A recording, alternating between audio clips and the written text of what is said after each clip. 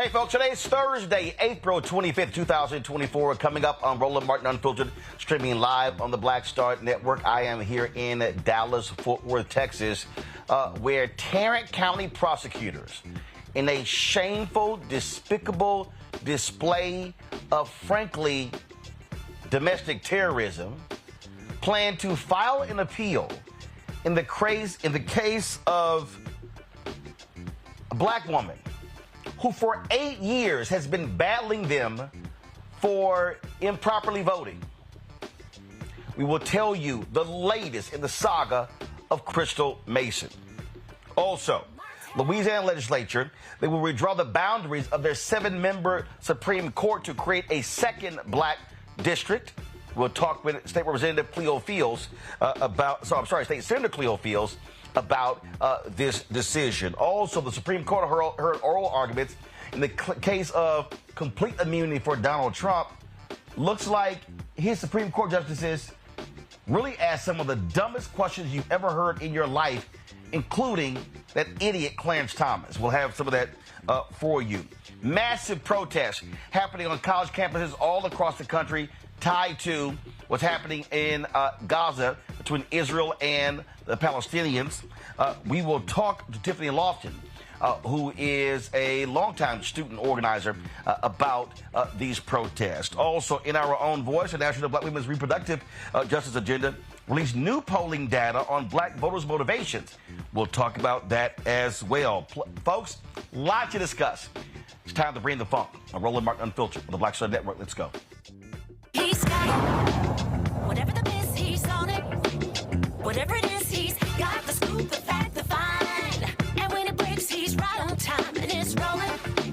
Best believe he's knowing. Putting it down from sports to news to politics. With entertainment just for kicks, he's rolling. It's on go, y'all. It's Roland Martin, rolling with Roland now. He's funk, he's fresh, he's real, the best, you know he's Roland Martin now.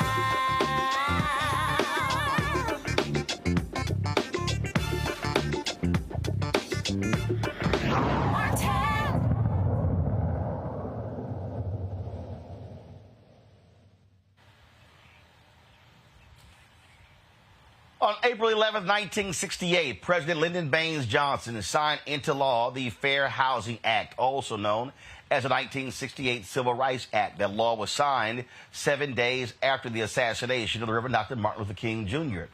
That bill had been filibustered for more than 2 years, and it was the death of Dr. King when LBJ sent a letter to the House the next day saying, let's honor his life by passing the bill that he gave his life for. That indeed happened. In these 56 years, we have seen significant changes when it comes to housing discrimination. But the reality is redlining, the effects of redlining, and systemic racism in the housing industry, in the loan market, continues to show segregated housing in the United States. Joining us right now is Congresswoman Maxine Waters of California. Congresswoman, always glad to have you on the show. It's interesting when we talk about what this law was supposed to do, what this law was all about. And the reality is, you would think that 56 years later, we would not have these problems. But housing is tied to income. Income is tied. Look like we have some issues with Congresswoman Maxine Waters, so we're going to get it back on. Income is tied to race. And we talk a lot about housing on this show because that is the quickest way for Americans to be able to build and create wealth. It's the passing down of homes. I'm broadcasting from Dallas-Fort Worth. I own this home, purchased in 1999. This home here I bought for $122,000. It's now worth 3 times that. But the reality is black folks have been frozen out of the market. There's not been a single time since the Fair Housing Act was passed and signed into law in 1968 that black home ownership has gotten above 50%. Looks like we have Congresswoman Maxine Waters back. Congresswoman, always glad to have you on the show. It's supposed to be fair housing. Unfortunately, we still have unfair housing in America because segregation persists. Absolutely. It is historic. It has gone on for as long as we've been here. And I want you to know, even though we have fair housing that was passed to law 56 years ago, we're still facing racism and discrimination, people being denied housing units that have children. Some landlords don't like the way you look. And of course, the cost of housing has escalated so high until it is very difficult for many people who are working every day to be able to afford a decent and secure unit to live in with their children. And so you're absolutely right about the pay that still we are not able to achieve because of racism and discrimination, and because the amount of money that we earn is not keeping up with the market rates of all of this expensive housing. We have too many people who are on the street sleeping on the ground every night. Here in LA County, we're talking about 70,000 people sleeping outdoors every night. In this country, we're talking about 656,000 who are on the streets every night, not only in our major cities, but all over in our small towns, in rural areas. Housing is a problem. Racism is still a problem.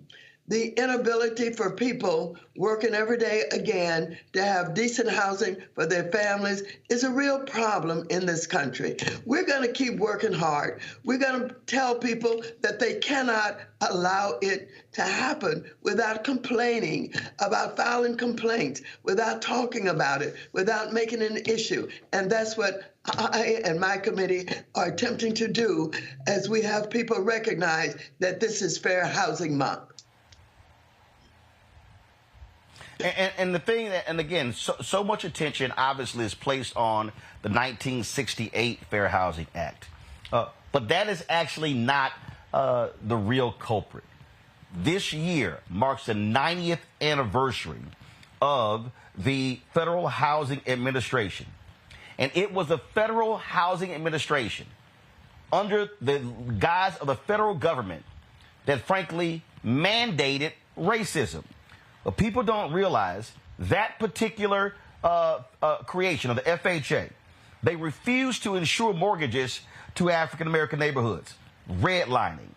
Also, the FHA subsidized the building of homes in white neighborhoods.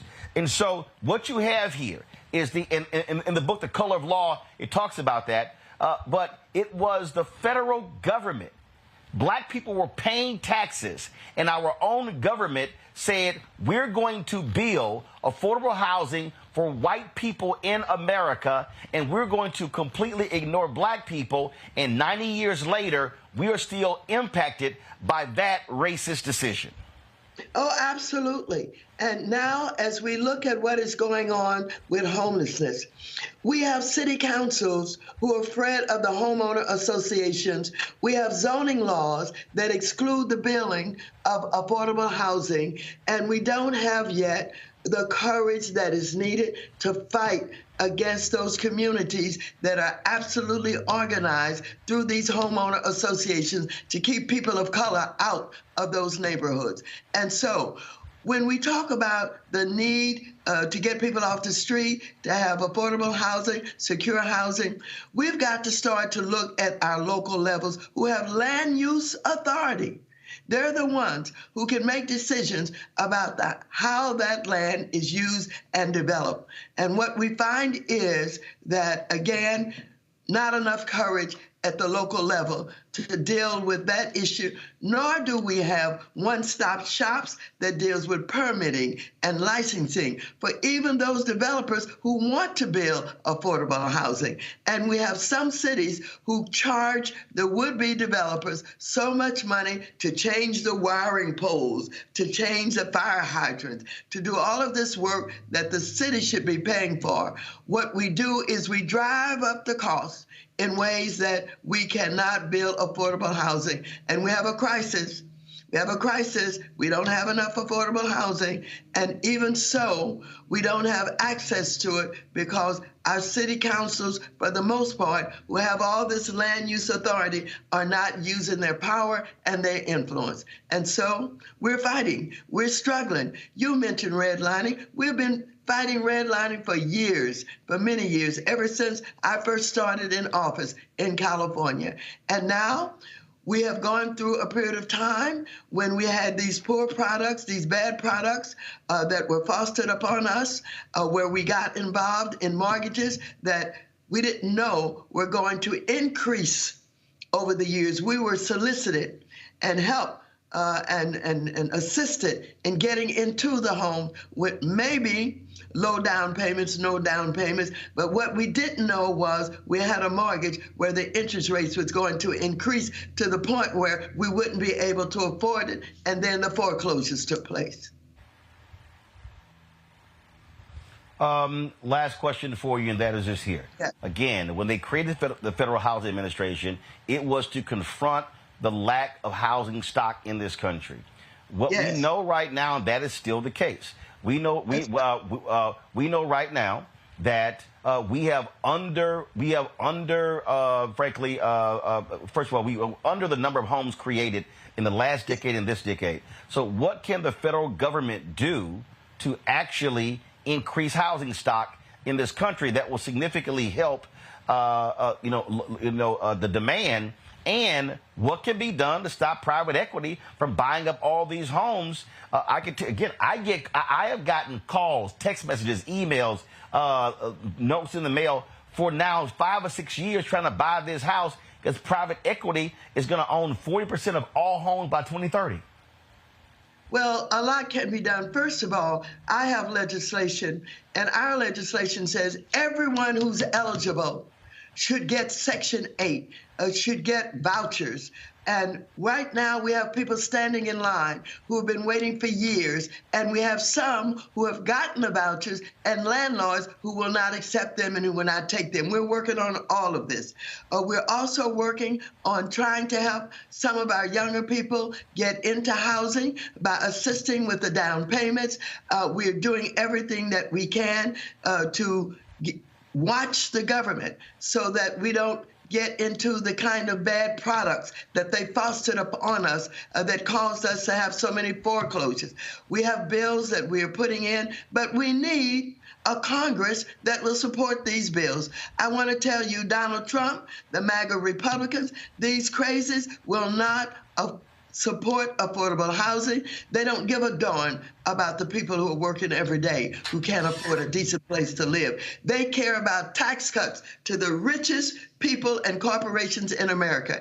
And you're right about private equity. And I am organizing a meeting with those in private equity, particularly the minorities who are now in private equity, to say, don't act the way some of them have acted, in the way that they have not only bought up homes, but they have taken over fire departments and hospitals and all of that, reduced the personnel, squeezed more money out of the business, et cetera, et cetera. We need to get a handle on private equity, and that's what we're trying to do in the work of the Financial Services Committee. But we need a Congress that we can get past the House of Representatives, where you got Marjorie Taylor Greene and all of those MAGA Republicans who would do anything to stop the advancement and success of Black people. Congresswoman Maxine Waters, we appreciate it. And look, this is something that I've covered my entire career, and I don't think people realize how dire the situation is now. And it is a major problem in this country. Absolutely. We appreciate it. Thanks a lot. Thank you so much for being our Folks, gotta go to the break. We come back. Thank you. I appreciate it. We're gonna keep the fight. We appreciate it, Congresswoman. You're welcome, and thank you for helping to expose what is wrong with government and with those who are not acting on behalf of the people. Thank you. All right, thanks a lot. Got to go to a break. We come back. We're going to talk to State Senator Cleo Fields. Again, folks, what's happening in Louisiana, the power of Black folks the creation of a second Supreme Court seat. But black people, you still got to vote your power. I know he got something to say about that. You're watching Roland Martin Unfiltered on the Black Star Network. Fanbase is pioneering a new era of social media for the creator economy. This next generation social media app with over 600,000 users is raising $17 million, and now is your chance to invest. For details on how to invest, visit startengine.com/fanbase or scan the QR code. Another way we're giving you the freedom to be you without limits. I'm Faraji Muhammad, live from LA. And this is The Culture. The Culture is a two-way conversation. You and me. We talk about the stories, politics, the good, the bad, and the downright ugly. So join our community every day at 3 p.m. Eastern and let your voice be heard. Hey, we're all in this together. So let's talk about it and see what kind of trouble we can get into. It's The Culture, weekdays at 3, only on the Black Star Network. I am Tommy Davidson. I play Oscar on Proud Family, Louder and Prouder. Right now, I'm rolling with Roland Martin, unfiltered, uncut, unplugged, and undamn believable. You hear me?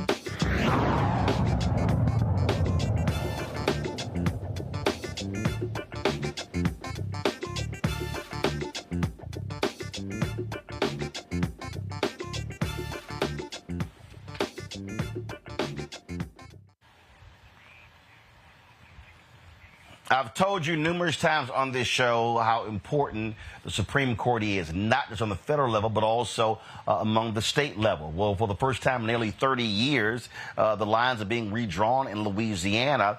There's 7-member state Supreme Court. They're going to be creating a second majority black district. It was approved, the maps were approved on Wednesday by the House. The Senate passed it in March. And again, what they're doing is they're eliminating the Shreveport-based seat held by a white justice, Scott Crichton, who, due to term limits, will retire this fall. The new black seat will be centered in Baton Rouge.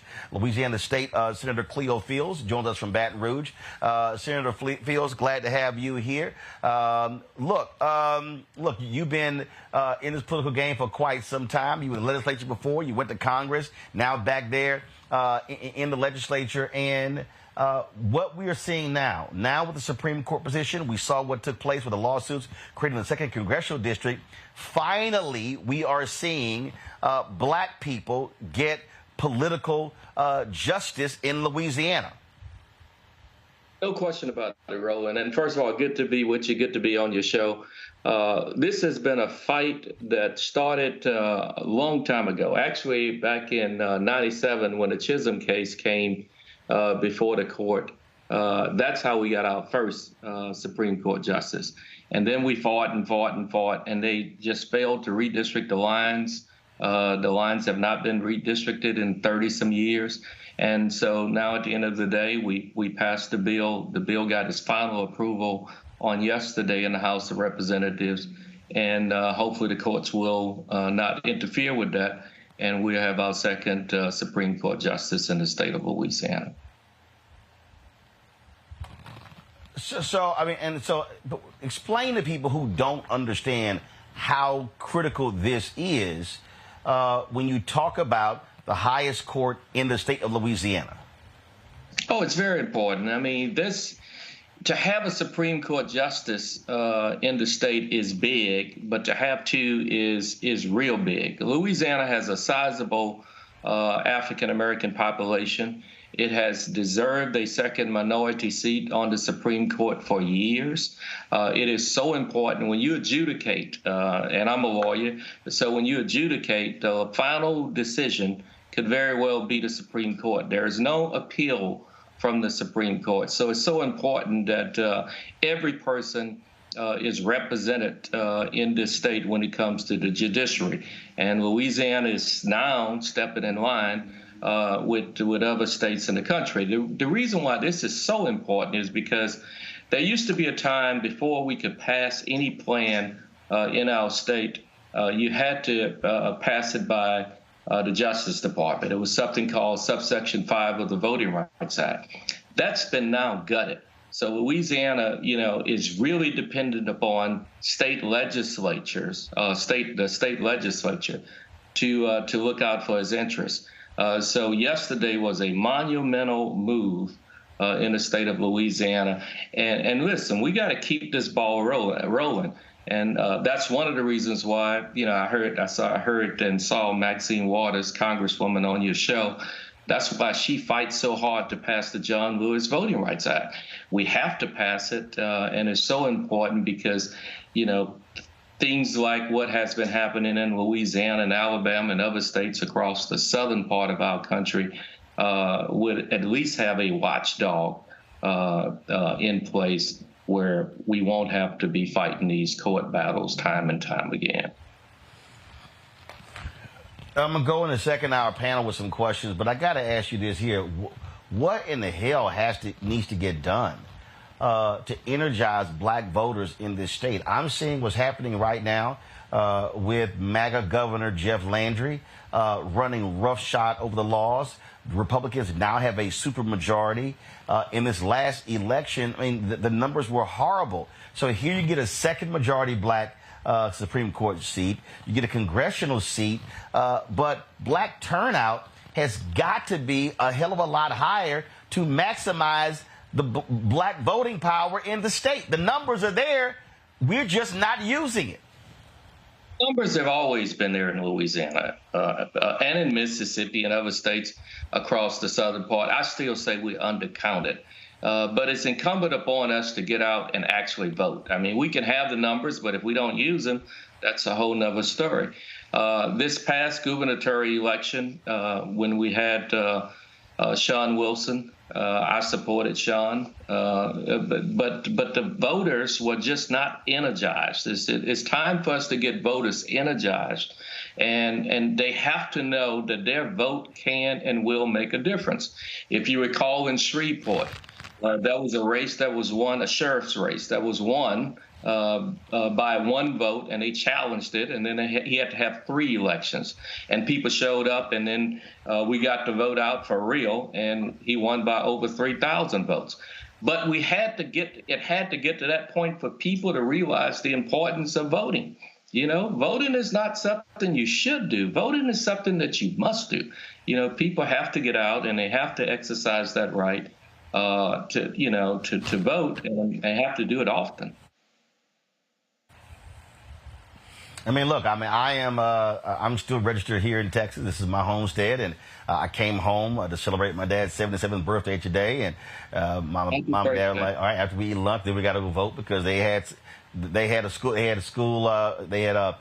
school board elections, city council elections, and that's why I'm sitting here wearing this "I voted in Dallas County" sticker.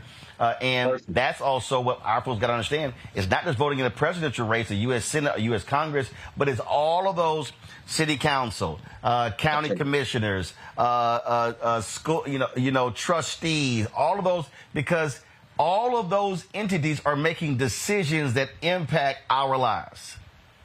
No question about it. And we got to start at the city council level, school board level, local level.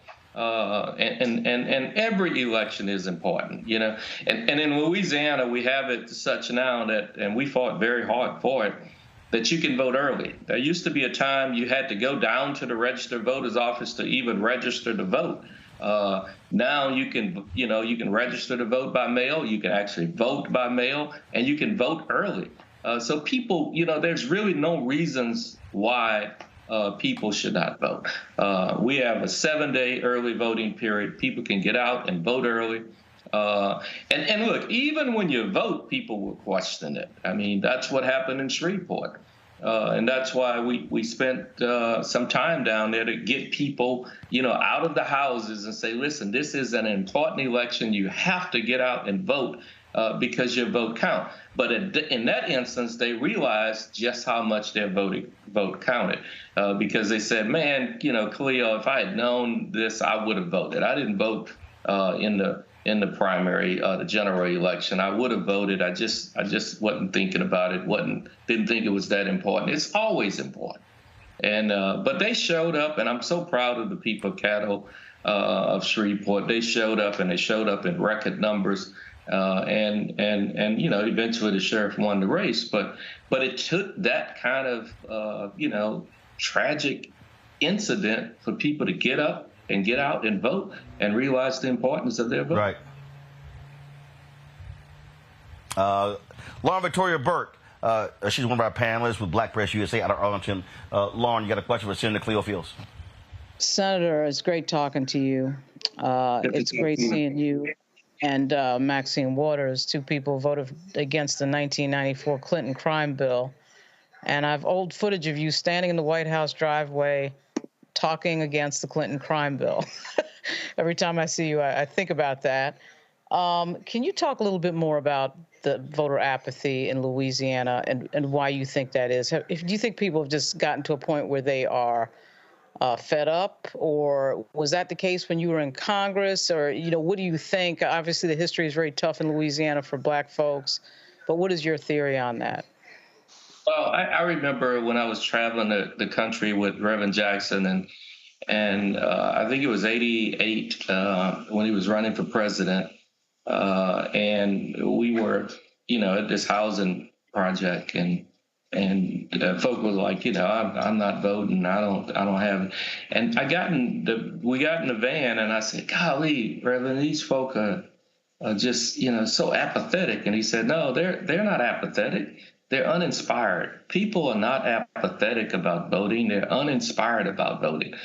And so I see a lot of that, not only in this state, but in many parts of the country. People don't feel that voting actually helped them. You know, they say, well, how will my life change? How is my circumstance going to change? You want me to go? You want me to register? You want me to get out and vote?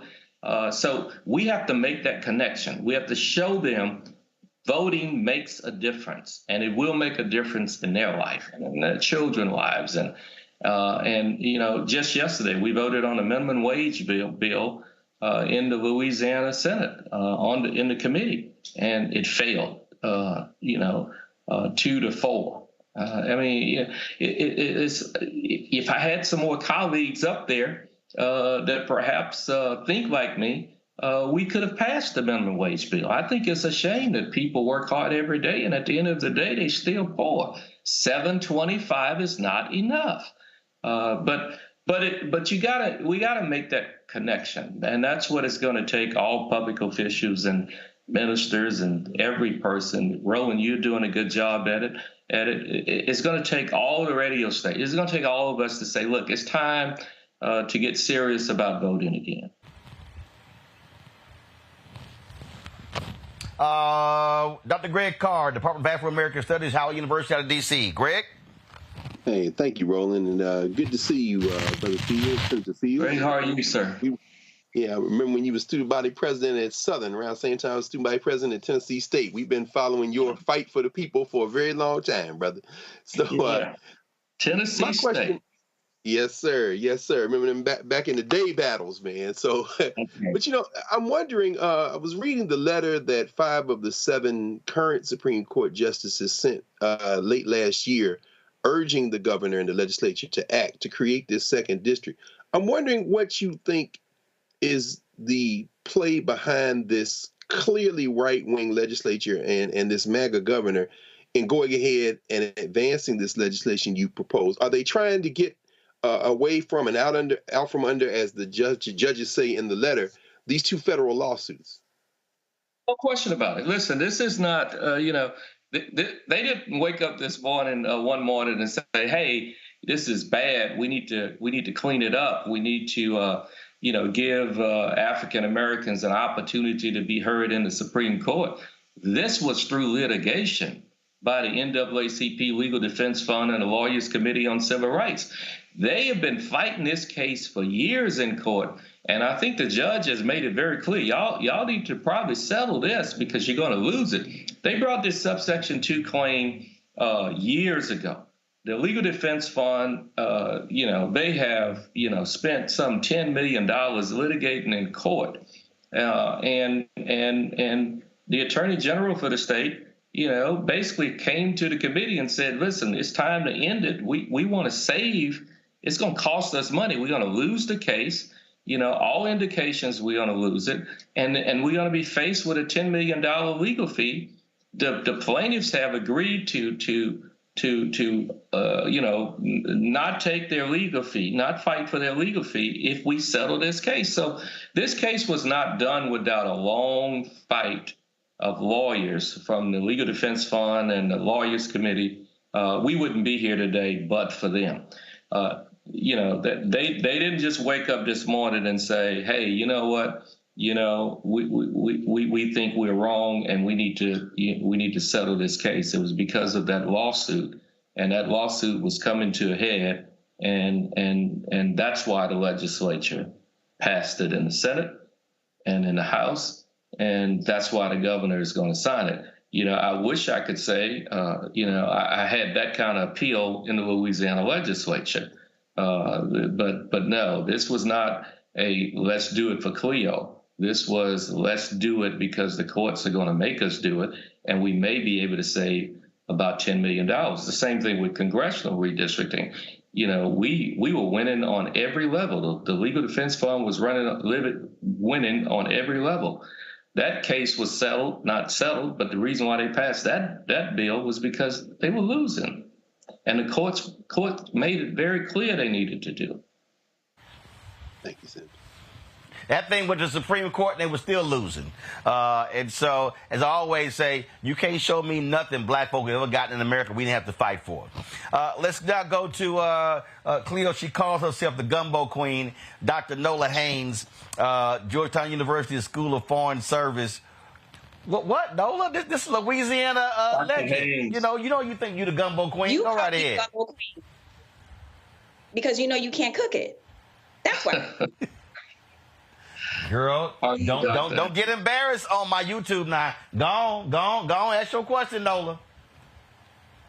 Thank you, Roland, and happy birthday to your father. It's so nice to be here with you, Senator. I have 10 million questions running through my head, as you can imagine, but I will keep this short and succinct.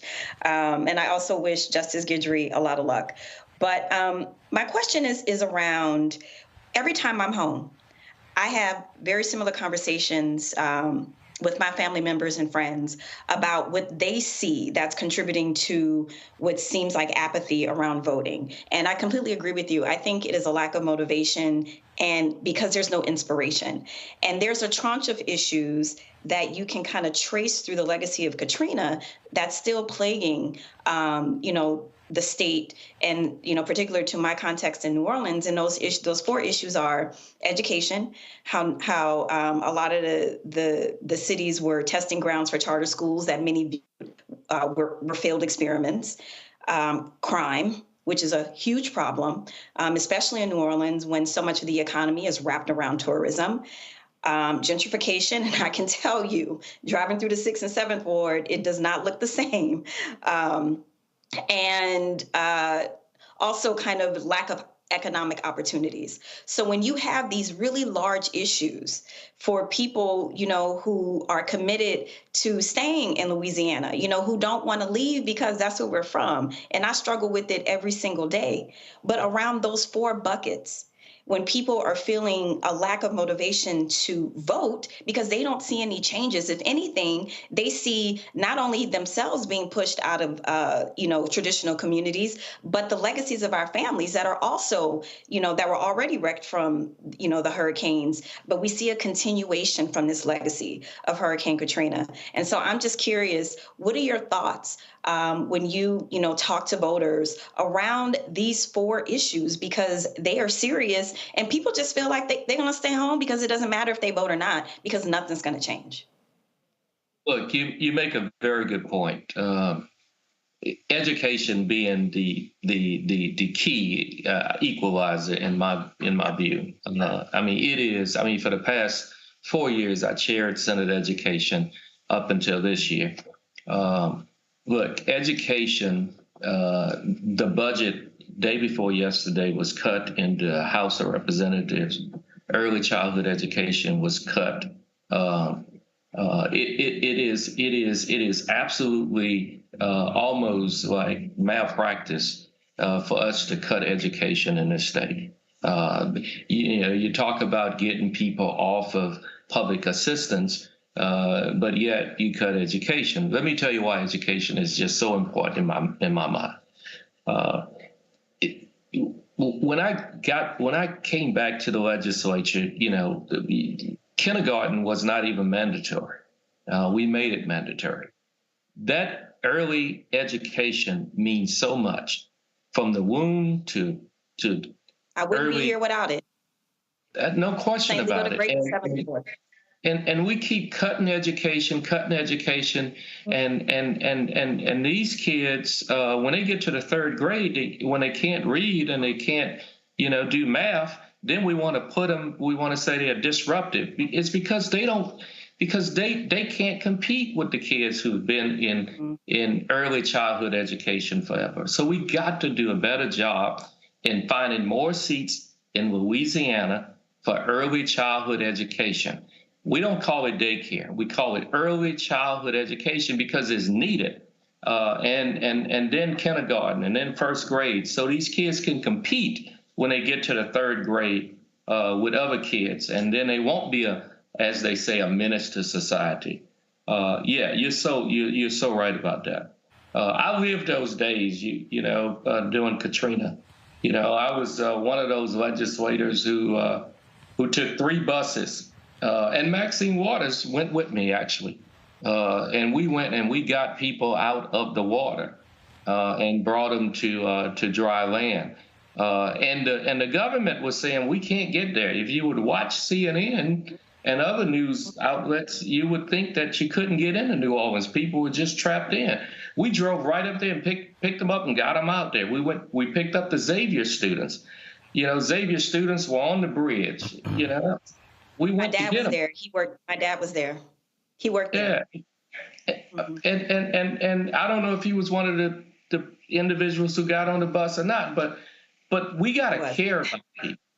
We got to care about them. Crime, I do think education, lack of education is a byproduct of crime because our kids, they weren't born thugs. They weren't born criminals. And we got to invest in them early and they'll do better.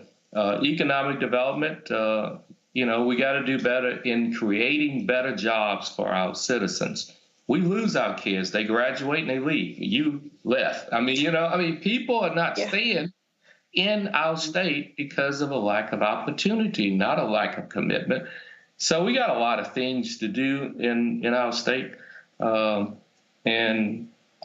it's good talking to you, and I hope we can get you back very soon. The Queen. Thank you. You can get her back, and you can definitely remind her how to fix some gumbo. All right, Senator Cleo Fields, always a pleasure to see you. Good to see you. She been selling wolf tickets. She keeps saying that stuff. She ain't never brought a pot by, but that's how that is. It's all good. Senator Fields, always a pleasure, my brother. Keep up the good fight. We appreciate you being on the show. Thank you.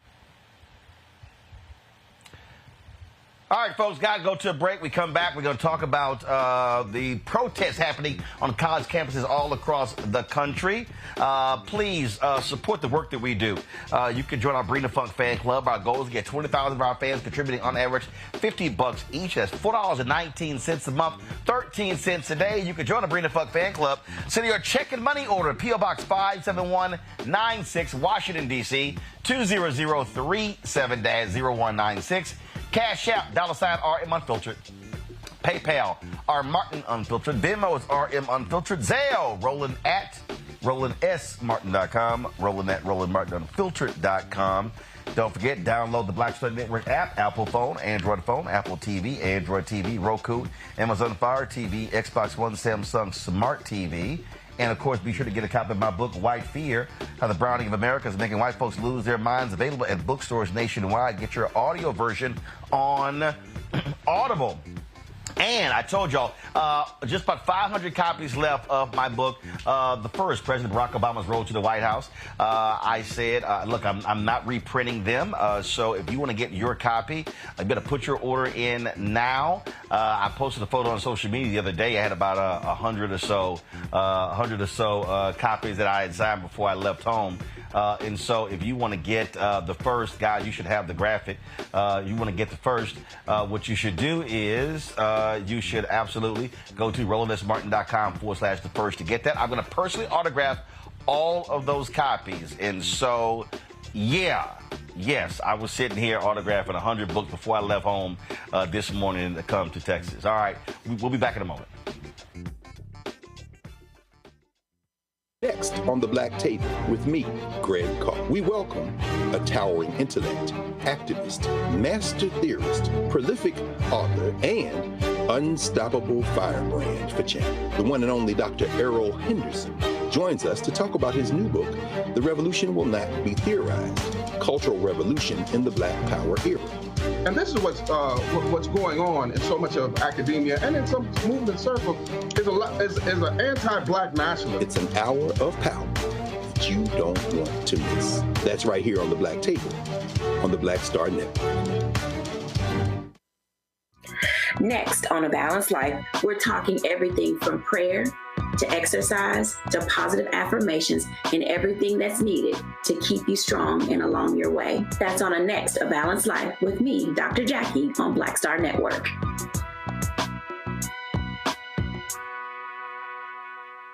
Bruce Smith, creator and executive producer of The Proud Family, Louder and Prouder. And you're watching Roland Martin Unfiltered.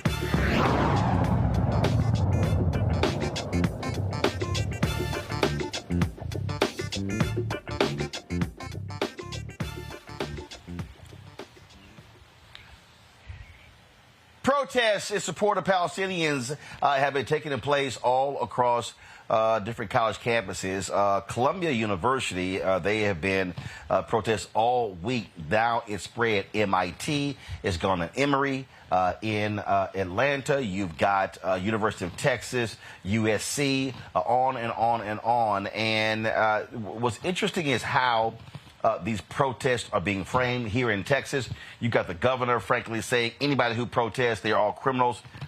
But I thought this was supposed to also be the First Amendment right to speak. In Atlanta, protesters were met with force on the Emory campus. Like other students, they're calling for colleges to divest the funds from Israeli military operations. Some Jewish students on the campuses have called the protests anti-Semitic and said they're scared for their safety. Again, these protests have taken place Columbia, Harvard, University of Texas, USC, and others. Tiffany Loftin, National Labor and Education Organizer, joins us from California. Tiffany also formerly headed the U.S. Student Association, right, Tiffany? Yes, sir. So here's the thing. I was communicating today with someone about what we're seeing, and one of the things they said that's happening that's happening there in Columbia is that people are forgetting exactly why there are protests. And so apparently Columbia University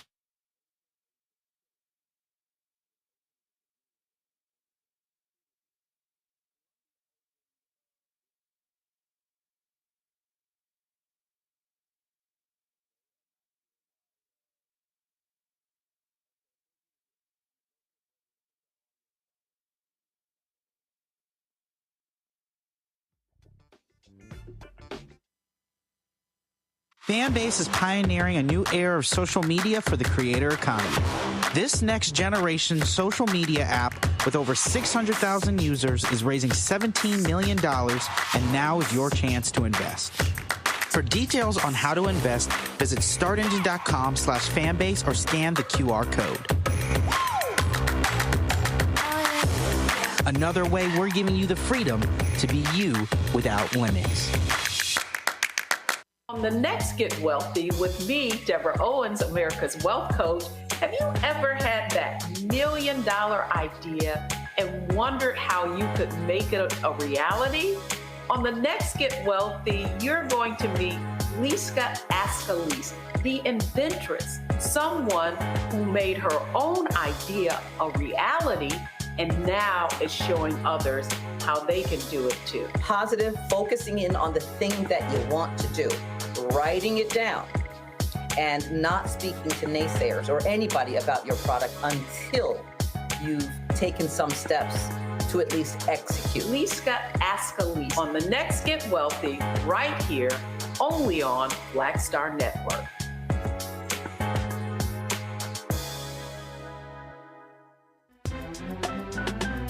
I'm Faraji Muhammad, live from LA. And this is The Culture. The Culture is a two-way conversation. You and me. We talk about the stories, politics, the good, the bad, and the downright ugly. So join our community every day at 3 p.m. Eastern and let your voice be heard. Hey, we're all in this together. So let's talk about it and see what kind of trouble we can get into. It's The Culture, weekdays at 3, only on the Black Star Network.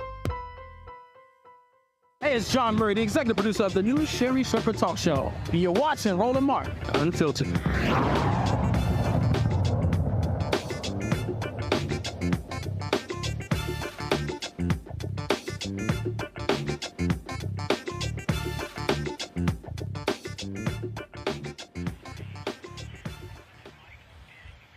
All right, folks, there was some interference outside with the wires here, but it's all good. All right, we're back to Tiffany Loftin. Tiffany, this was interesting. I was told that Columbia opened a global center with a dual degree program with Tel Aviv University. 40 students are enrolled. The problem is Palestinian students can't enroll or use the program. And the students in the original letter, they were demanding that the university end this program. Also, because of Israeli policies, it restricts Palestinians students from accessing or visiting the global center. So what someone said is, it said, so Columbia essentially knowingly constructed a Jim Crow educational program. That was the reason for the original protest. What you now see this back and forth. You hear people saying, that even if you're protesting is anti-Semitic, part of the issue you also have is on some of these campuses, you don't know who's actually a student, who are people from the outside. And so now this thing is all over the place. What are you hearing? And now you got Republicans showing up at Columbia. Now that the Proud Boy, how you got the racist Proud Boys rolling up to Columbia trying to fight anti-Semitism with their racist ass. Right. I mean, this is what you're now dealing with these protests.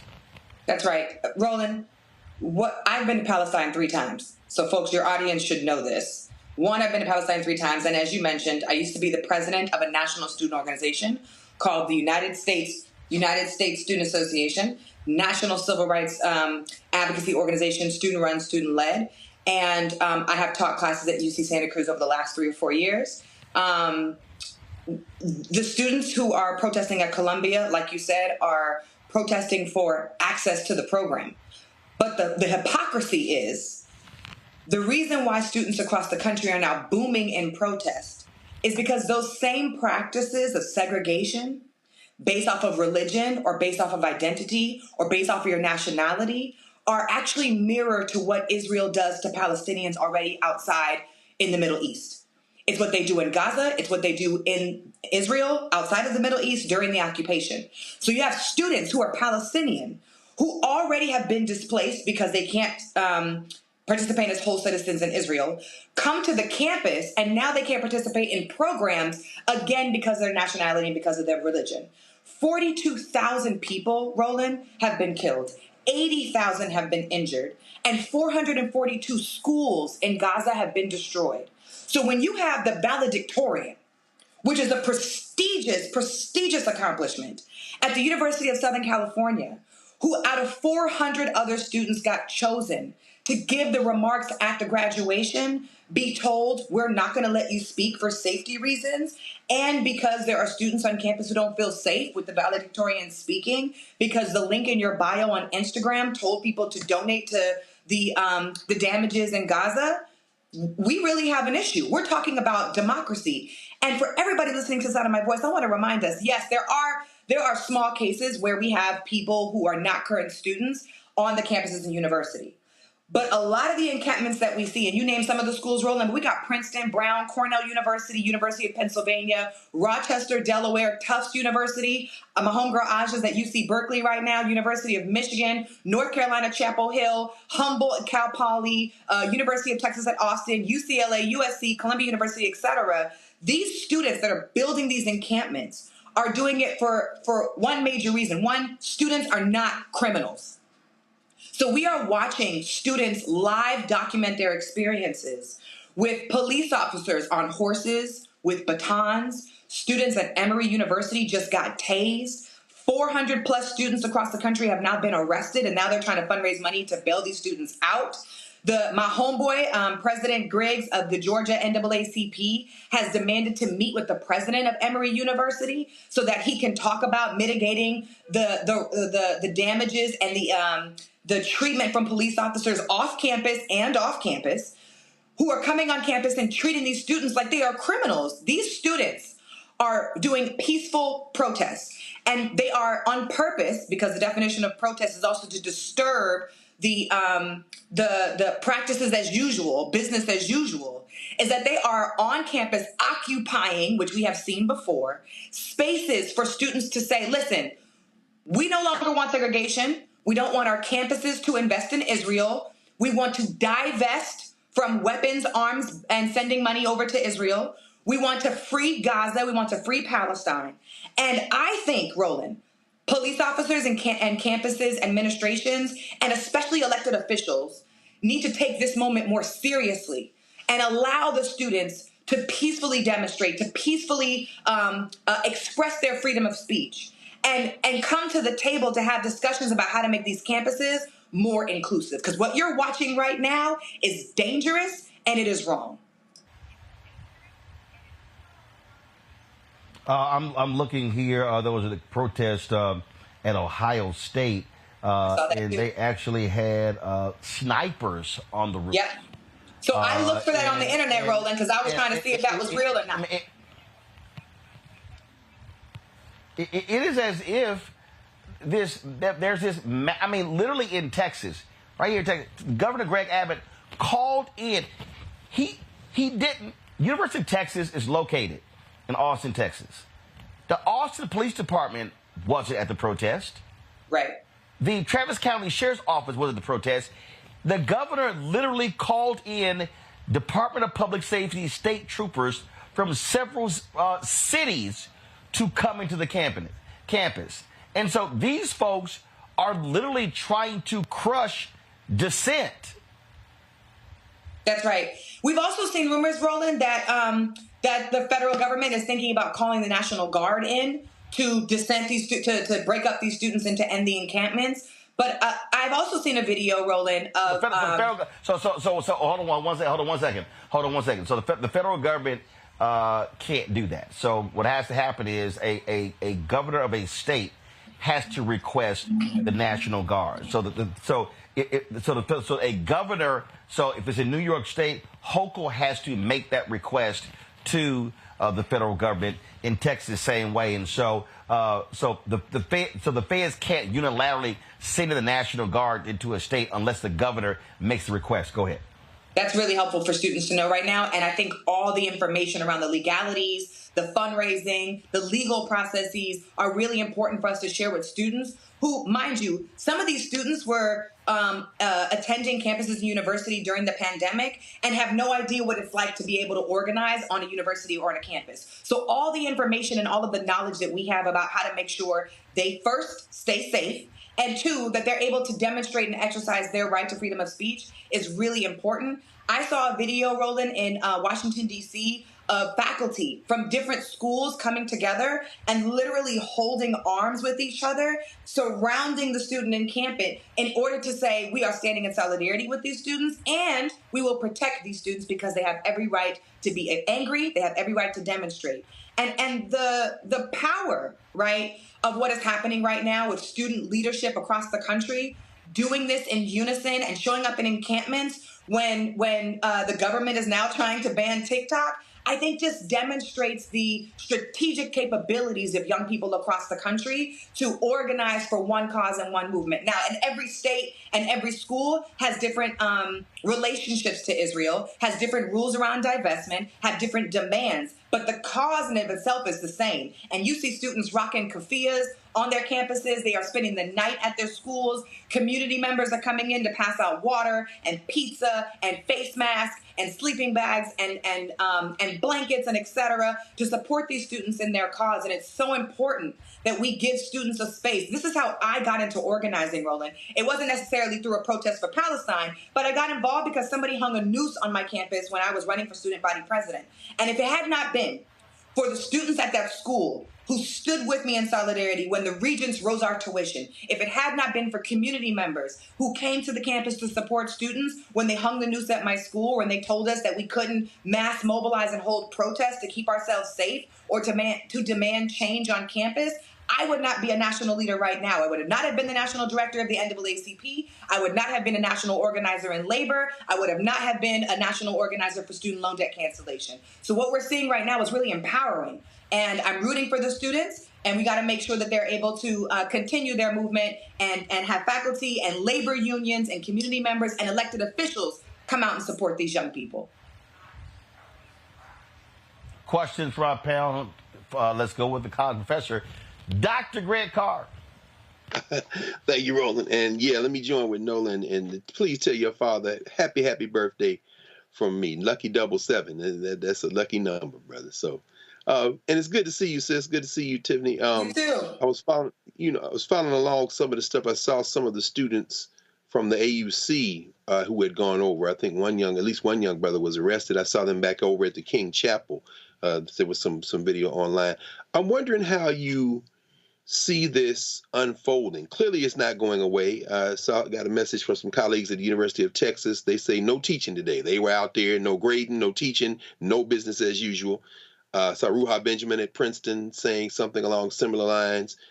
Do you see this unfolding, perhaps not the same, but in a similar arc, given that the Democrats will be in Chicago this summer, as the anti-Vietnam War efforts in '68, which of course some people would say led to the riotous convention in Chicago in 1968 with the racist Daley, and perhaps the return of Richard Nixon. I'm just thinking about how you see it, because it's not going away. How do you see this unfolding on the landscape of national electoral politics this year? That's a great question, Dr. Carr. Let me say a few things. One, we have been watching the genocide of Gaza for over 200 days. And in any national campaign where young people have been a part of a movement, there have been ebbs and flows. We've seen mass protests across the country in major cities, metropolitan cities, to say free Gaza. And now we have students who have just come back from spring break who are taking over their campuses with encampments to say we also want to free Gaza. And our university has a relationship with Israel, and we want to break that relationship. The school is going to continue for the next few weeks. We just saw, like I said, USC canceled their commencement because of the unsafe fear that they might have for a Muslim valedictorian speaking. I am sure that these protests will continue for the rest of the school year. That I am confident in. What I'm also confident in is I actually just returned from Washington, D.C., Dr. Carr. And I'm sorry I didn't text you when I was there, but when I come back, I will hit you up. But I was in Washington, D.C., and there were 9 states. This is hard for listeners to understand, so hear me. Where university school systems exist, there are what we call statewide student associations. What those are student governments from all of those schools in the school system forming an organization.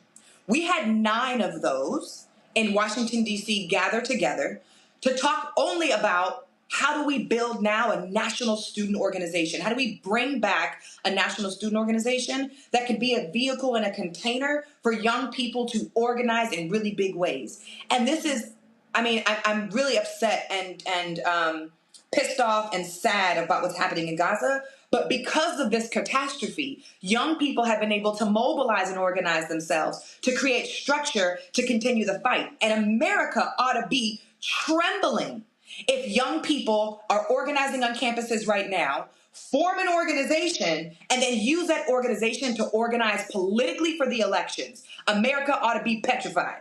And so I think once this organization takes off, because of the momentum, young people are now looking for a political home to be a part of, that it matches their values. And Dr. Carr, you and I could talk about this all day, and Uncle Roland, we've texted about this. There are a lot of organizations right now that young people feel like cannot be their political homes because they don't identify with the values of the leadership of that organization. So if they can't find it, they're going to build it. And if they build it, this year's elections are going to suffer if they do not match the needs and the demands of what students are saying right now. Thank you, too. Yes, sir. Noah. Thank you so much, sis, for doing the work that you do. And, you know, I have so many intersections where this hits home. I got my PhD at USC. I did not have a great time at USC. I got my undergrad at UCLA, and I went to Harvard, and I'm a professor at Georgetown. There's a lot of intersecting things for me that's happening, you know. And, you know, on the other side of things, I'm also a national security and foreign policy expert. And so when this whole situation first started at USC, and when I first saw it in the news, I said, oh, Lord Jesus, today, please give us strength. And when that young woman was denied being able to speak, and the messaging that went out, that USC put out, I was so upset as a security professional because I thought that it failed not only the student body, but it failed the American people by not saying, what are those security threats? Now, in my mind, the first thing that I went to was, okay, a day or two before that happened, no, I need to add. Said the amount of terrorists. No, hold on. I need to add, USC came in about an hour ago. So USC has decided there's not even going to be a commencement now. Oh, yeah, I said that. I know. Yeah. They're canceling the entire commencement. First, they canceled the valedictorian. Then they canceled guest speakers. Now they canceled the entire graduation. She couldn't speak. I get all now they like, still. Like, I know. I mean, it's crazy. And you know what I think they should do? I think they should hold their own graduation. They should hold their own graduation. Here's the context thing that I'm really, really upset with. If there's a security concern, let us know. What is it? The students not only need to know what that is, but everybody else, if you have not met social media, need to know what that is too, because the FBI absolutely did come out and say that terrorist threats, that the rise in threats are very real, and we need to take those into serious consideration. Is that what it's about? I want to know. I still have questions. What are these security concerns? So that's the first part of it. As you know, having been at USC for 6 years and having my own situations that happen to me and what's happening to students, and some of those students, and we need to keep in mind, these are babies that are still suffering from quarantine. Yeah. Okay. So they have still not had experiences in terms of, you know, experiencing college life or high school life. And now you're taking this away from them. That is going to leave a scar. That's one part of it. The other parts, in terms of the way that this has spread to other universities, and when I read the demands, I'm getting to my question, I promise. As a UCLA student, the UCs have a long tradition of protesting, and honey, I was one of those students protesting for any and everything when I was an undergrad. So there is precedent for universities divesting from things like apartheid. There's precedence there, right? So what the students are asking for, many of these things are not outside of the realm of reality, right? So my question is, I have a lot more to say, but I'm gonna go ahead and wrap this up. What do you think, in your professional opinion, and from all of your experiences, what can that conversation look like between the students and the administration?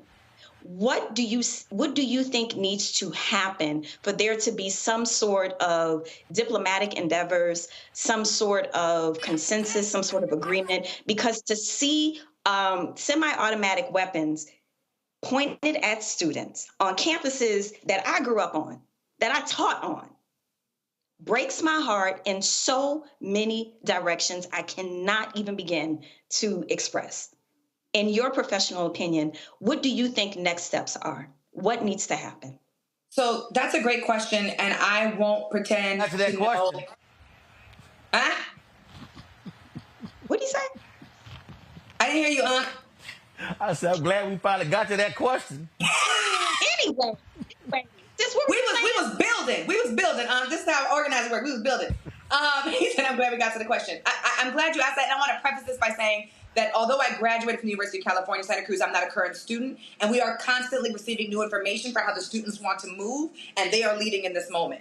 What I would recommend, and what I also am training my students to understand, is how power works. And to answer your question, the next things that they can do, because school's almost out in a few weeks, graduation is coming up, there are things that they can do to support themselves on campus, like I said, host their own graduation. And there are things that they can do to challenge the relationships of power. And, when I was on campus and when I told you all the story about somebody hanging a noose at school, we worked with the student government to have meetings with the administrators on campus and the chancellor. And then when they didn't listen to us, met with elected officials on the statewide level.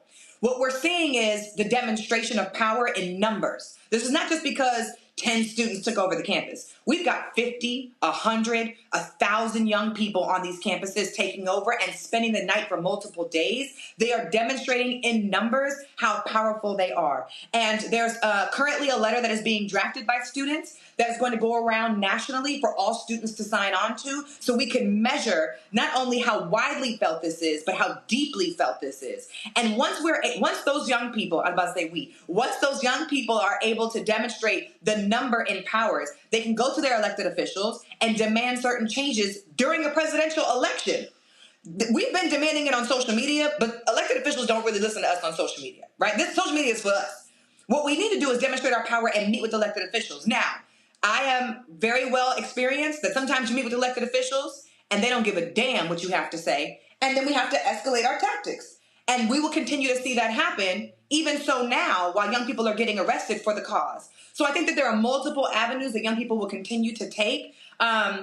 Resistance is one of the biggest tools that we have in our toolbox. And we're going to continue to support students as they're taking over their campuses. And whatever it is that they decide to do over the summertime, gearing up for the fall when they come back, to answer Dr. Carr's question again, which I do believe this will continue into the rest of the year, especially since elections are November 5th, we're going to see students build on a strategy that we have not seen before. Thank you. Lauren? So, Tiffany, they're building on a strategy. Hey, Tiffany, how you doing? How are you? Good to see you. Great seeing you. They're building on a strategy towards what issue, I wonder. Earlier this week, I was at Columbia University, and I guess I'm a bit of an isolationist. We have the 70th anniversary of Brown v. Board coming up, and I think about Ruby Bridges and the Little Rock Nine and James Meredith, and I don't really, I look at things through the lens of how is this going to affect African-American students in the United States? That's just what I think about. And, I'm not seeing where this would matter for that particular cohort. Obviously, as you know, Tiffany, Congress just allocated another $60 billion to Israel. I'm sorry, $60 billion to Ukraine, and 24 to Israel, and $8 billion to Taiwan. In a world where people are sleeping on the streets in the United States, and obviously, Biden has done good with student loan forgiveness, I believe. But I just wonder, where in this story should this matter for HBCUs, for African-American students, for the things that are seen through that lens? It's not that I don't care about what's going on in the Middle East, but I'm curious about that, and I'm always focused on that no matter what's going on. So I just wonder what your thoughts are on that. That's a fantastic question, and this would not be the Roland Martin Digital Show if we didn't ask that question. So thank you, Lauren. Two things. One, we talked about on this platform the public safety training facility in Atlanta, Georgia, that is being built, that protesters have been escalating tactics around to stop from building and to reframe those funds for other purposes in the state of Georgia and in the city of Atlanta. We have watched young people during the Black Lives Matter movement take over their campuses and form Black Lives Matter chapters and protest against the police, against police brutality, to stand in solidarity with families who have lost loved ones to police officers. We've talked about all of that here on this show, and there are direct connections, financial connections, political connections, electoral connections to how Israel trains police officers in the United States and how those United States police officers who were trained in Israel attack and target Black students on campus. So there's a direct correlation, which is why you see so many Black people who understand that connection and who have been to Palestine or have joined Blacks for Palestine, the organization, or stand in solidarity with Blacks and Muslim people, because we know Black folks are Muslim as well. You've seen so much language and conversation about those communities coming together. That's one reason why. It's because state violence is inspired by Israel. And America continues to fund Israel and store our weapons. There's a whole warehouse in Israel with bullets and missiles and weapons that the United States has just in case they need it for us. And we know that they didn't use them during the insurrection. But if Black people were to take over this country and have a protest for whatever it is that we wanted to fight for, we're going to see the exact same attacks on Black folks that we have seen on students right now and on Palestinians in Israel. So there's a direct connection here when we talk about state violence and police officers. But to answer your question as well, we know that the budget does not work as easily as I hope it would. I hope that we can just say, Joe Biden, don't spend billions of dollars on foreign aid, cancel all the student loan debt. But the budget doesn't work like that. And so what we're saying is young people right now on campus don't at all qualify for Joe Biden's plan on student loan debt forgiveness because their loans were not discharged in 2021, I believe. 2021. I might fact check that. I think it was 2021, 2022. I believe it's 2021. If their loans were not discharged by June of 2021, then they don't qualify for this program. There are other programs that they can apply to, and we hope and pray that that works out. But in terms of his student loan debt cancellation process that he's been doing, the rounds that he's been making, it's for people who have already graduated and already have the debt. But young people are like, well, wait a minute, if you can give billions and billions of dollars to Israel to continue the occupation, then why can't you make education free? Then why can't you cancel student loan debt? Then why can't you pay teachers a fair wage? Then why can't you support DEI programs? Why do we have to fire 61 faculty members in Texas because y'all wanted to ban DEI? Why can't we support undocumented students with financial aid? Why can't we increase the Pell Grant? There's a direct correlation here, and all of those issues impact the Black community. They all impact young Black people who want to go to school. They all impact Black people who want to graduate when they go to college. And so these issues are intersected, and there's no way to separate them, especially as we think about Black people who are incarcerated in the United States and the connection that that means from the inspiration they get from Israel. All right, then. Well, Tiffany, we'll appreciate it. We'll see exactly if we're going to see more protest grow across the country. Thanks a lot. Thank you, sir. Love y'all. All right, then, folks. Crazy day. Supreme Court listened to oral arguments regarding the absolute immunity argument of Donald Trump and his lawyers. Some of the questions from these conservative justices were insane. Then, of course, you've got David Pecker testifying about all the legal crap they did, blocking stories, paying off people to help Donald Trump win in 2016. And people are actually still supporting this shameful, despicable, evil man. We'll break it all down. You're watching Roland Martin Unfiltered on the Black Star Network.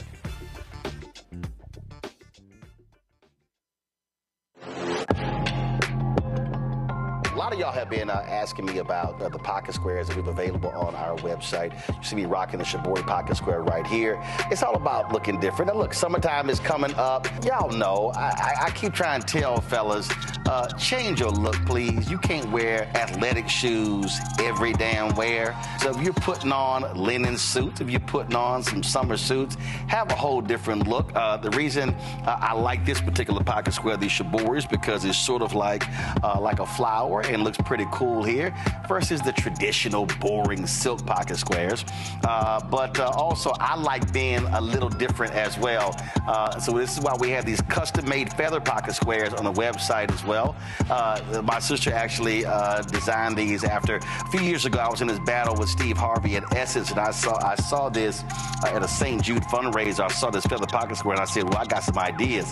So I hit her, and she sent me about 30 different ones. And so this completely changes your look. Now, some of you men out there, I had some dudes say, oh, man, I can't wear that. Well, if you ain't got swagger, that's not my problem. But if you're looking for something different to spruce up your look, fellas, ladies, if y'all looking to get your man a good gift, I've run into brothers all across the country with the feather pocket squares saying, see, check mine out. And so it's always good to see them. And so this is what you do. Go to RolandSMartin.com/pocket squares. You can order Shibori pocket squares or the custom-made pocket squares. Now, for the Shiboris, we're out of a lot of the different colors, and I think we're down to about 200 or 300. So you want to get your order in as soon as you can, because here's what happened. I got these several years ago, and the Japanese company signed a deal with another company, and I bought them before they signed that deal, and so I can't get access to any more from the company in Japan that makes them. And so get yours now. So come summertime, when I see y'all at Essence, y'all could be looking fly with the Shibori pocket square or the custom-made pocket square. Again, RolandSMartin.com/pocket squares. Go there now.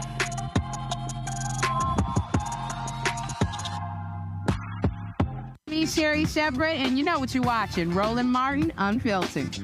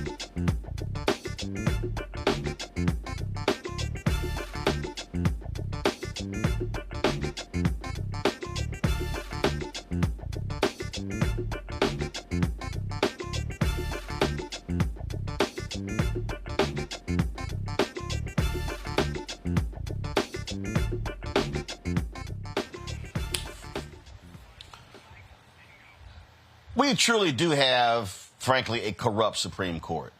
Today, oral arguments were heard regarding Trump's claim of complete immunity. And I swear, the questions from these conservative judges, Clarence Thomas, Sam Alito, Neil Gorsuch, Brett Kavanaugh, even Justice John Roberts, you're shaking your head going, are y'all serious?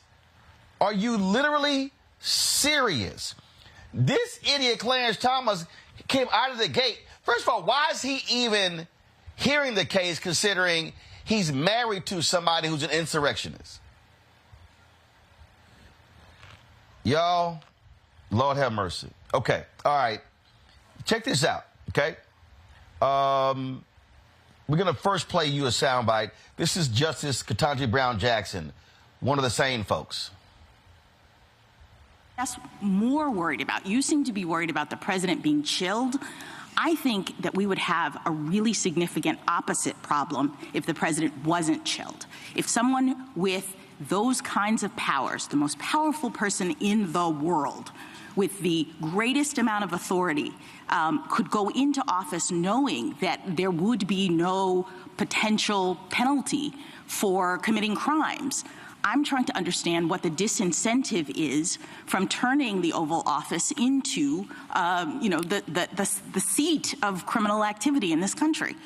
I don't think there's any allegation of that in this case. And what George Washington said is, what Benjamin Franklin said is, we view the prosecution of a chief executive as something that everybody cried out against as unconstitutional. And what George Washington said is, we're worried about factional strife, which will. No, I'm also. Let me put this worry on the table. If the potential for criminal liability is taken off the table, wouldn't there be a significant risk that future presidents would be emboldened to commit crimes with abandon while they're in office? It's right now the fact that we're having this debate because OLC has said that presidents might be prosecuted. Presidents from the beginning of time have understood that that's a possibility. That might be what has kept this office from turning into the kind of crime center that I'm envisioning. But once we say no criminal liability, Mr. President, you can do whatever you want, I'm worried that we would have a worse problem than the problem of the president feeling constrained to follow the law while he's in office. I respectfully disagree with that because the regime you've described is the regime we've operated under for 234 years. There has. All right, folks, here is Supreme Court Justice Sonia Sotomayor. Malum in se is a concept long viewed as appropriate in law, that there's some things that are so fundamentally evil that they have to be protected against. Now, I think, and your answer below, I'm going to give you a chance to say if you stay by it. If the president decides that his rival is a corrupt person and he orders the military or orders someone to assassinate him, is that within his official acts that for which he can get immunity? It would depend on the hypothetical, but we can see that could well be an official act. It could, and why? Because he's doing it for personal reasons. He's not doing it like President Obama is alleged to have done it, to protect the country from a terrorist. He's doing it for personal gain. And isn't that the nature of the allegations here?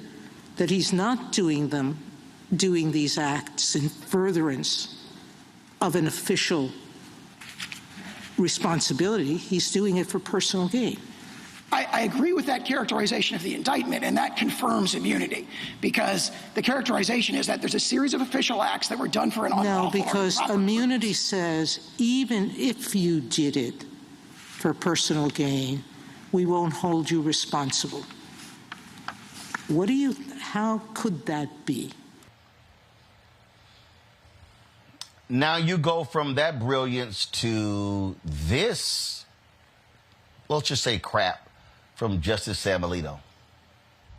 I'm sure you would agree with me that a stable democratic society requires that a candidate who loses an election, even a close one, even a hotly contested one, leave office peacefully if that candidate is the incumbent.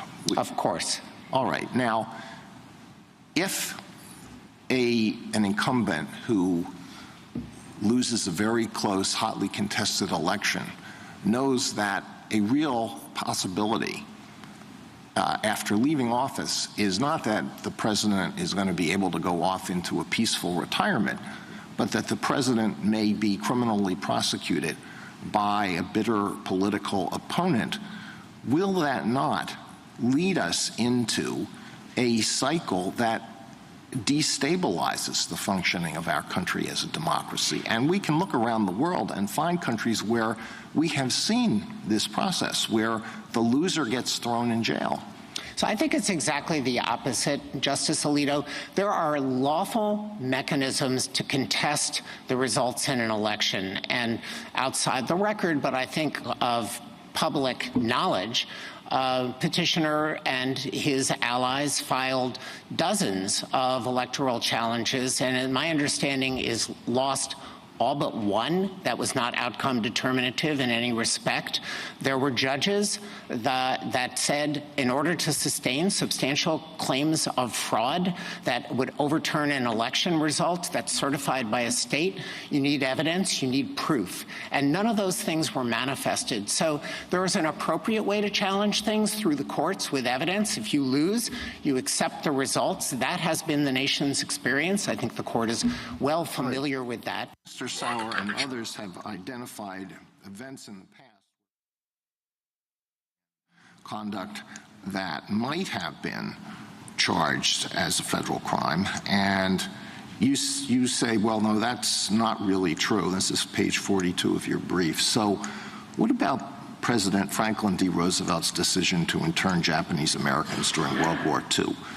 Couldn't that have been charged under 18 U.S.C. 241, conspiracy against civil rights? Today, yes, given this court's decision in Trump versus United States, in which Trump versus Hawaii, where the court said Korematsu is overruled. I mean, President Roosevelt made that decision with the advice of his Attorney General. That's a layer of safeguard. Is that really true? I thought Attorney General Biddle thought that there was really no threat of sabotage, as did J. Edgar Hoover. So I think that there is a lot of historical controversy, but it underscores that occurred during wartime. It implicates potential commander-in-chief concerns about the exigencies of national defense that might provide an as-applied Article II challenge at the time. I'm not suggesting today, but the idea that a decision that was made and ultimately endorsed by this court, perhaps wrongly, in the Korematsu case, would support criminal prosecution under 241, which requires under United States versus Lanier that the right have been made specific so that there is notice to the president. I don't think that would have been satisfied. All right.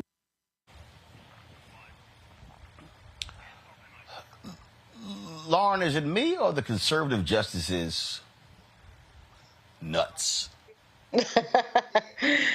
Yeah, I mean, at the end of the day, what we're listening to is an argument about whether or not Donald Trump can do whatever he wants, whenever he wants, to whomever he wants, right?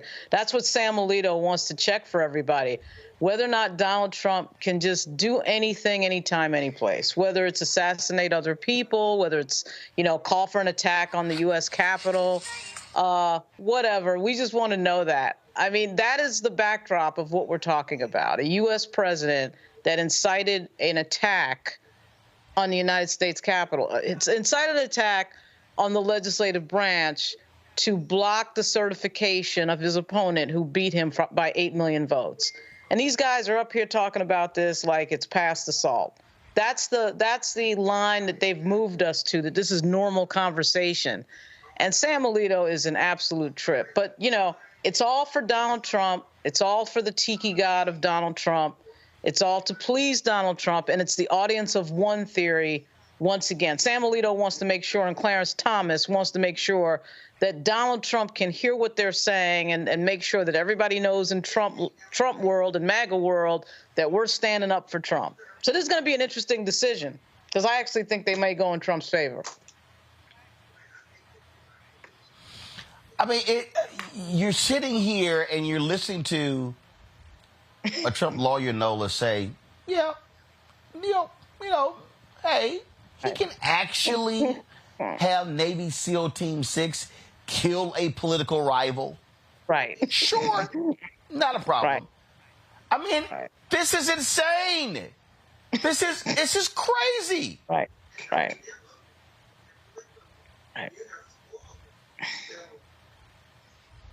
You saying so much, I can't. Did you say my name? Okay. Anyhow. Nola? Yes, you did. Yeah, you know what?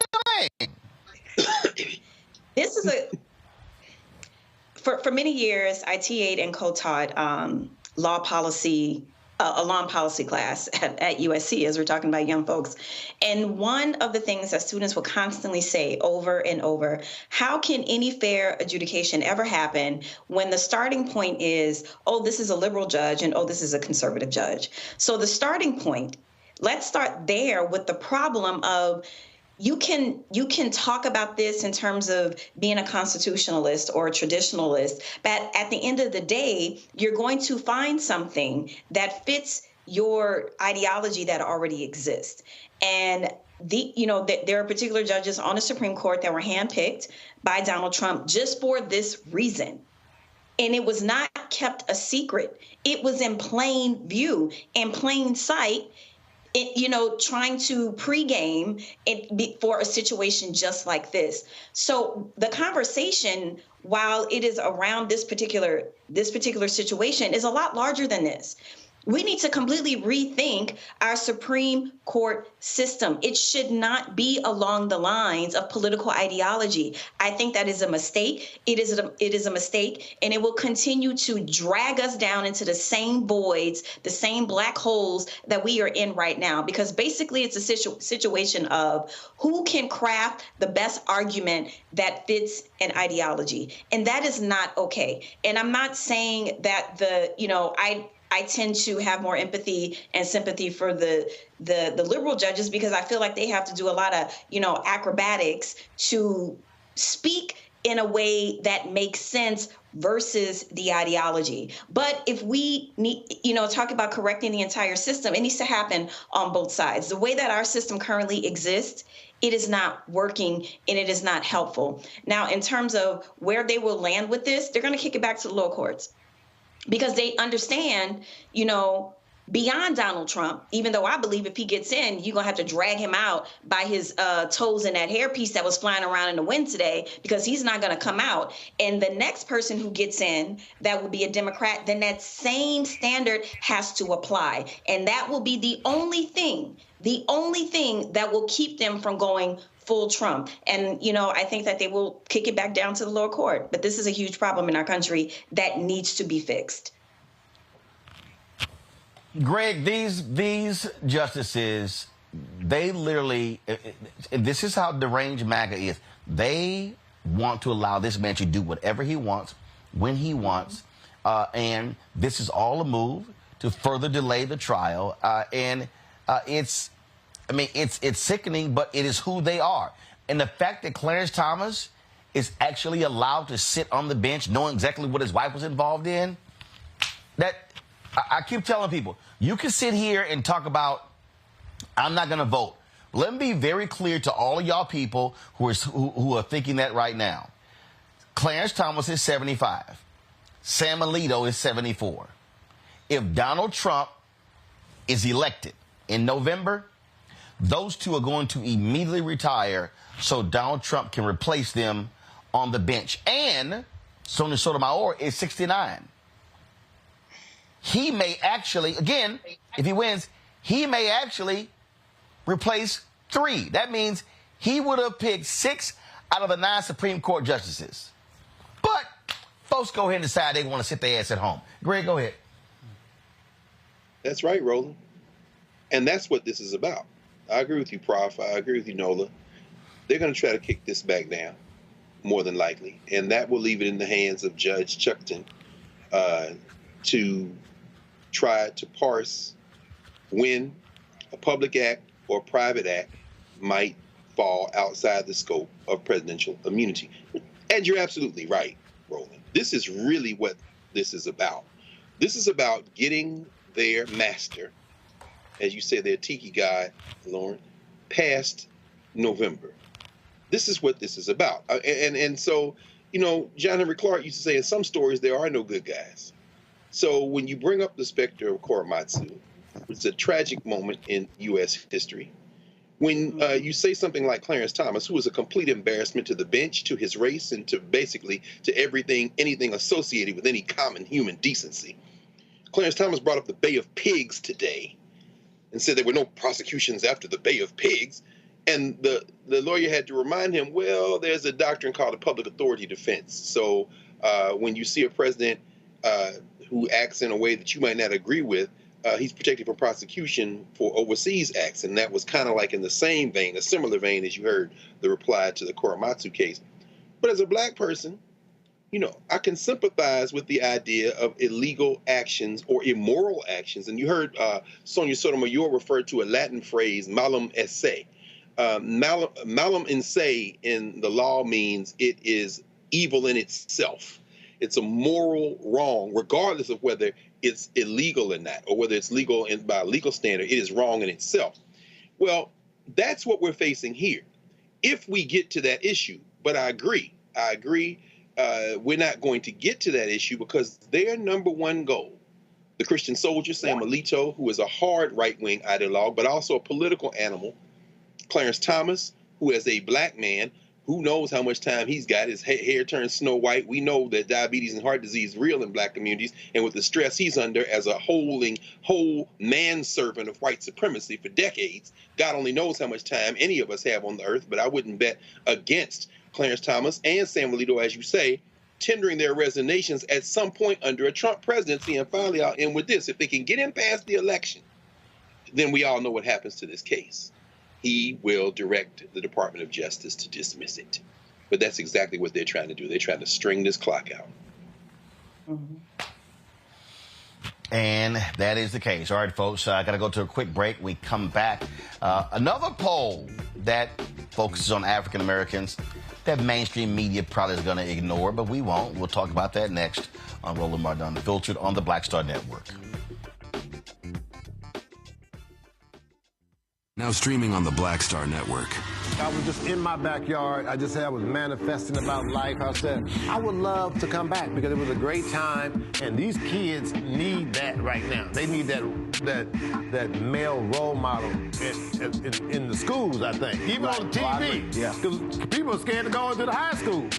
You know, the high school, you know what I mean? I would love to bring it back, and I think we can bring it back. You know, what do you think? I think we'll ask the people, we'll ask your people. We'll do a poll. Y'all want to hang him, Mr. Cooper? Yeah, I say, let's go. We all look good, you know, Ollie looked good, you know, Raven looked the same, Marquise, Don Lewis. It'd be funny to have the bullshit you see out there on TV now. God damn. What the fuck? What happened to TV? It's some... I'm like, oh my God.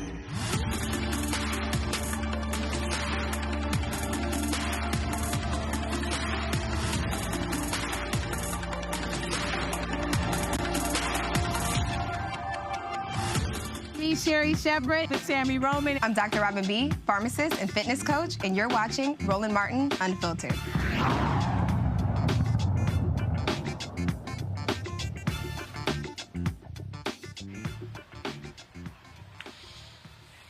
All right, folks, a recent poll conducted by In Our Own Voice, a national black women's reproductive justice agenda. They did it in partnership with the nonpartisan public opinion research firm Perry Undum.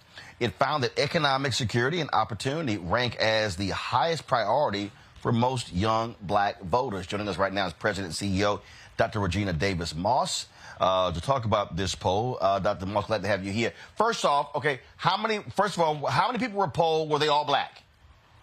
Yes. Thank you for lifting that up. We are centering black people in these polls. And the polling sample, was it 800 to 1,000? So what we do is, it was 4,500 black people. For our national poll, we polled 1,000 black men and women, and then we went into 9 states and polled 500 women in each state for a total of 4,500. And this is because since 2012, we've been doing this work because, number one, we've been tired of people speaking for us, always having to be on the defensive, and quite frankly, just not getting it right. When we're just only like small samples in these larger polls, and they're always misreading and misrepresenting us. And so we set us out to do that, just that. Well, that was one of the points that I made last week about when Stephen A. Smith went on Sean Hannity's show and they were talking about, polling. I'm like, dude, y'all are speaking to a small sample of black people in that New York Times Siena poll. With you on, this is the 4th black poll. Black PAC, Higher Heights, Black Women's Roundtable, this one. So the past 2 months, There have been 4 black-specific polls, so it'll be nice at least if the black journalists on mainstream would at least cite the black polls when they're discussing polling numbers. Now, what did y'all polls show in terms of the top priorities for African Americans? So one thing I want to say is that in our poll in particular, we were centering reproductive justice. And for those who do not know, reproductive justice is the right to decide if, when, and how to have a child. But also, when you decide to have that child, you can raise that child in a safe and sustainable environment. So that's things like Trayvon Martin. You know, when we want to make sure that kids are not exposed to excessive police force and all the other things once we have those children. And so in our polls, we found, similar to the other ones, that young people are not as motivated, that the voting issues that are top of mind, as you have already said, are cost of living, but racial justice. So things like free and fair elections, democracy, those are really key. We are very interested. One of the things that came out is that the influence of states, our motivations for voting. Black communities are, supportive of abortion rights and access and comprehensive sex ed. But I don't want people to get mistaken by this. This is not, it's an important issue for us, but it's not a top tier issue for us. And then we start getting into things of like, what is the impact on Black women after Dobbs? And one of the things that came out is that it's really impacted Black women in a very personal and life-altering way. Some Black women are literally scared to get pregnant at this point. They are considering moving to states where there's abortions, that they can access them. They're concerned about being arrested for things related to pregnancy. So there are real impacts to these things, and I don't think people should be taking these things lightly. There's a real ripple effect of all these laws and policies, and so that's why we've got to get out and vote in every election. Questions from the panel? Nola. Question, Nola. Question. You're very funny, Roland. Thank you so much for doing this poll, and that is a sizable end. That is very impressive. So my question is a little data-driven. So you mentioned that you polled in several cities. What were those cities, and were they heavily concentrated Black areas, or what did the demographics look like? As a social scientist, I'm very interested in your work. We polled in California, Georgia, Texas, Louisiana, Pennsylvania, Michigan, all the states where there's a large majority of Black people. And, as I've said, we've been polling for the last 10 years. And consistently, this one comes up. We are in places like I said, Michigan, places like Georgia, places Louisiana. And so this is one of the other things that I wanted to lift up is, the conversation around young voters versus Black voters. For both, economics was a key issue. When we start looking at older voters, things like democracy are more important, but not that different. I mean, that's when, when we do these types of polls, we force them into ranking top tier issues. But overwhelmingly, everyone is feeling the squeeze. We're out here hustling. Gas prices are high. Food prices are high. Student loans. All of those things are going to be important issues in terms of how we need to be talking to voters. Thank you, Lauren.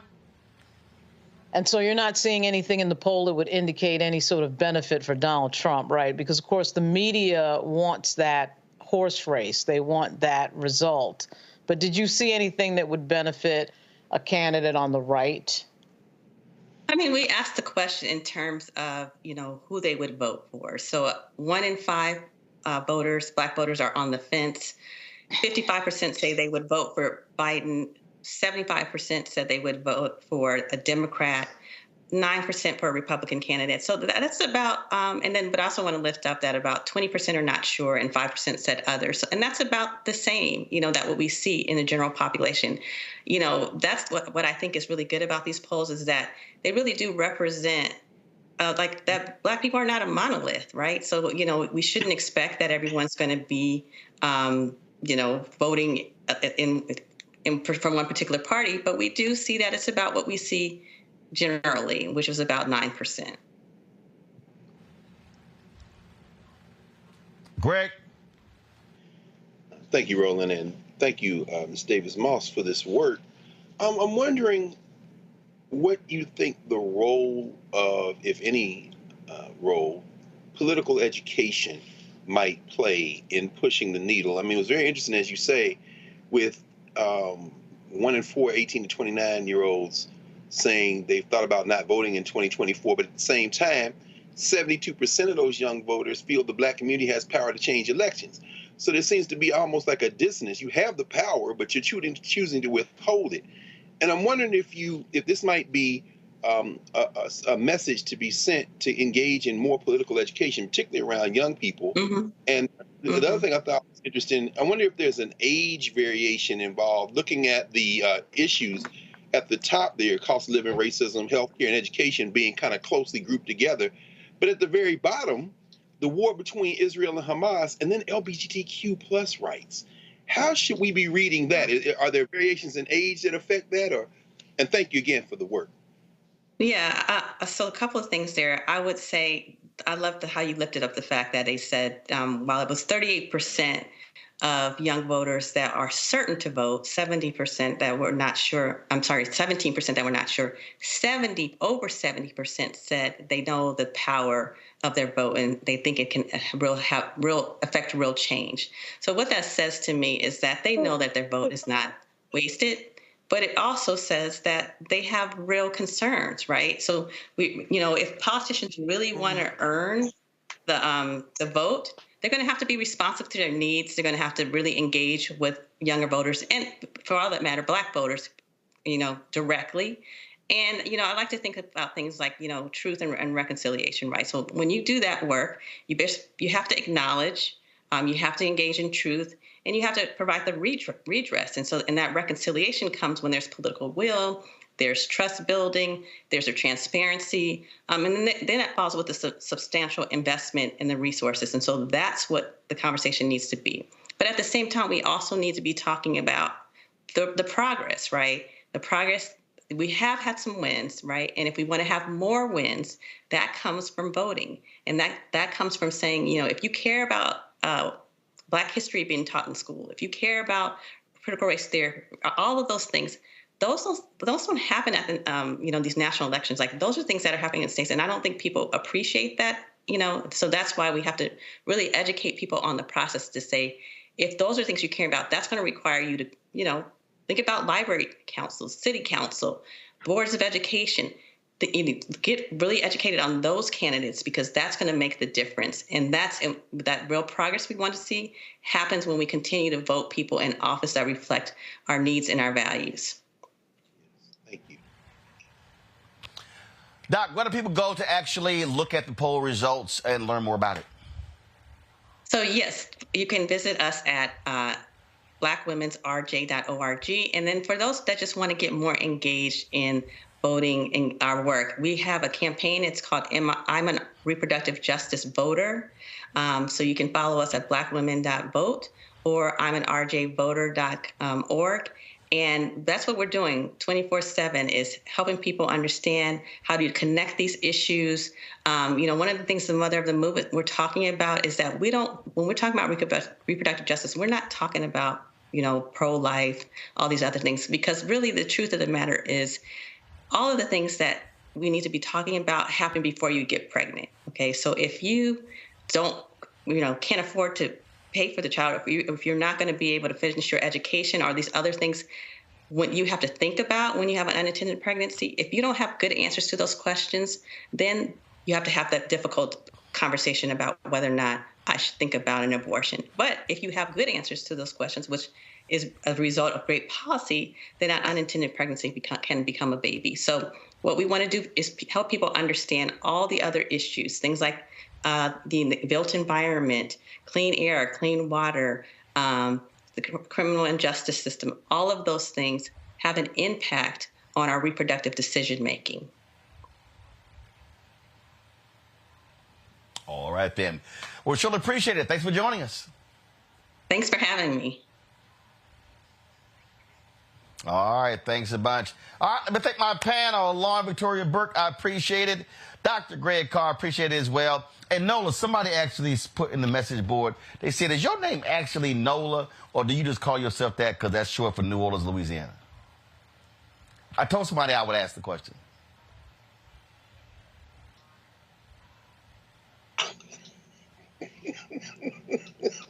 I think you're on mute. She not on mute.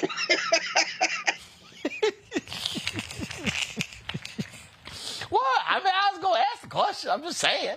I just asked the question. She not on mute. All right. Well, we are waiting for the invite to the bougie gumbo. So please let us know when you fire that up, Nola.